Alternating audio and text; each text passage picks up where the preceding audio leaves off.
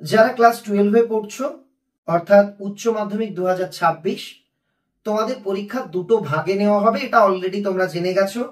Class 11-এও তোমরা দুটো ভাগে দুটো সেমিস্টারে পরীক্ষা দিয়েছো। বিতর্ক আসছে এই রুটিনটা নিয়ে। রুটিনের বিতর্কটা এই জায়গাতে যে থার্ড সেমিস্টার ফোর্থ সেমিস্টারের রুটিন বোর্ড অলরেডি প্রকাশ করেছে।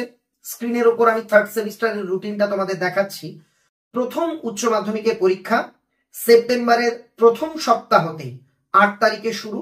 বাংলা 9 তারিখে, তোমাদের একাধিক সাবজেক্ট রয়েছে। 10 তারিখে রয়েছে ইংরেজি, 9 তারিখে হচ্ছে ওই ভোকেশনাল সাবজেক্ট গুলো, 11তে বিভিন্ন সাবজেক্ট, 12তে টোটাল 22 তারিখ।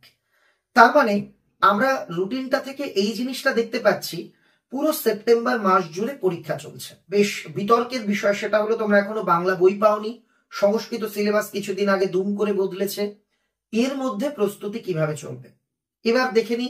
ফোর্থ সেমিস্টারের রুটিনটা একদম ফাইনাল, যেটা এইচএস এর লিখিত পরীক্ষা, ফোর্থ সেমিস্টার এইচএস 26-এর রুটিন। সেখানে বলা হচ্ছে পরীক্ষা শুরু হবে ফেব্রুয়ারি 12 তারিখ থেকে। এই যে তোমরা রুটিনটা দেখতে পাচ্ছ, 12তে বাংলা, 13তে ইংরেজি, 17তে ফিজিক্স, নিউট্রিশন, এডুকেশন, অ্যাকাউন্টেন্সি, এইরকম ভাবে 27 তারিখ পর্যন্ত পরীক্ষা রয়েছে ফেব্রুয়ারি। তো আমার এই জায়গাতে একটা জিনিস দেখে খটকা লাগছে, তোমাদেরও লেগেছে।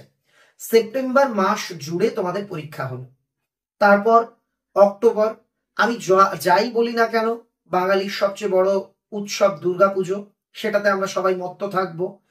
এই করে অক্টোবরটা চলে যাবে, নভেম্বর, ডিসেম্বর, জানুয়ারি, 3 মাস মতো পড়বার পরেই তোমাদের ফাইনাল পরীক্ষা দিতে হচ্ছে, বড় প্রশ্নের, যেখানে আর কি উত্তর তোমাদের লিখতে হবে। অনেকেই দাবি জানাচ্ছে যে পরীক্ষার ডেটটা পিছিয়ে দেওয়া হোক। এটা নিয়ে আমি কোনো মন্তব্য করব না। আমি শুধু যে বিষয়টা, যেটা সমস্যা, এটা সর্বসমক্ষে তুলে ধরলাম। আমাদের সংসদ বা শিক্ষা দপ্তর এটা নিয়ে ভাবুক, উপযুক্ত পদক্ষেপ গ্রহণ করুক। আর সত্যি কথা বলতে 3-4 মাসে সিলেবাস কমপ্লিট করা কিছু ক্ষেত্রে যায়। আমি কখনো নেগেটিভিটি ছড়াই না, আমি নেগেটিভ নই, আমি সবসময় পজিটিভ। কিন্তু তুমি বলো নতুন সিলেবাস, কি প্রশ্ন হবে, কেমন হবে, আমরা কেউ জানি না। তো তোমাদের হাতের কাছে কোনো বই নেই না, বিগত সালের প্রশ্ন নেই, তোমরা প্রস্তুতি নিচ্ছ, এবং যদি এই সামান্য 3-4 মাস করে সময় দেওয়া হয়, এই সময়ের মধ্যে এত বিস্তারিত সিলেবাস, আমার তো খুব আতঙ্ক লাগে থার্ড সেমিস্টারের সিলেবাস দেখলে, যে কোনো জায়গা থেকে এমসিকিউ হতে পারে।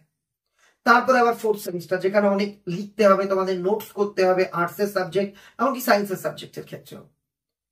এটা নিয়ে আমি একেবারেই বলবো না শিক্ষা দপ্তর ভুল করেছে, এটা করেছে, ওটা করেছে, এই করো সেই করো, এটা আমার কাজ নয়। হ্যাঁ, আমি এটাও জানি যে আগামী বছর ভোট রয়েছে, এজন্য একটু এগিয়ে পরীক্ষাগুলো এসেছে।